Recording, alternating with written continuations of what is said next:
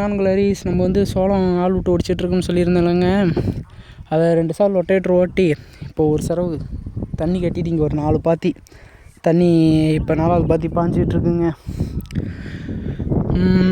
இதில் வந்து முன்ன 3 சரவாக இருந்துச்சுங்க. இந்த தடவை சின்ன சரவா ஆக்கியாச்சுங்க. 5 சரவா ஆக்கியாச்சு. 1.5 ஏக்கருங்க. இது மொத்தம் 38 மூட்டை ஆச்சு. முன்ன வந்து போன வருஷம்லாம் 2300 200 வரைக்கும் போச்சுங்க. இந்த தடவை 1900 தாங்க போச்சு.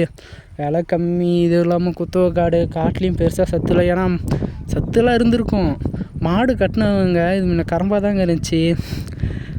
அவங்க என்ன பண்ணுறாங்கன்னா மாட்டை கட்டிவிட்டு சாணி எள்ளி எடுத்துகிட்டு போயிட்டா காட்டில் எப்படிங்க சத்து இருக்கும். அதனால் அப்படியே லொட்டேட்ரியாக 2 சால் அப்படி கொளுத்த கூட இல்லைங்க. தட்டை மைக்கும் கொஞ்சம் சத்தாகட்டும்னு சொல்லிட்டு 2 சால் அப்படியே லொட்டேட்டரை ஓட்டி விட்டோம். இருந்தாலும் தட்டை கொஞ்சம் தெரியுது, மைக்கணும். அது கொஞ்சம் மம்டியில் படும்போது மட்டும் மம்டி லைட்டாக ஜம்ப் ஆகுது. கொஞ்சம் வெட்டக்குள்ளே தடுக்குது. சரிங்க. குத்தவ கொஞ்சம் பெருசாக ஒன்றும் லாபம் இல்லைங்க. சொந்த காடாக இருந்தால் சரின்னு கூட கொஞ்சம் அட்ஜஸ்ட் ஆகுங்க. இது இல்லாமல் இதில் எம்புட்டு வேலை. இதில் தண்ணி கட்டினா 1.5 நாளே தேவைங்க. 2 நாள் ஆகிடும். நாங்கள் 2 கிணத்து மோட்டரை எடுத்து விட்டுதாங்க.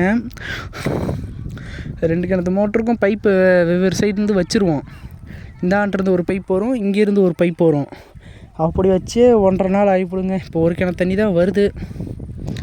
சரிங்க. இது கட்டலாம் 2 நாள் கம்மி இல்லாமல் வேணுங்க இந்த 1.5 ஏக்கர் காட்டை. சரிங்க, பாய்ங்க.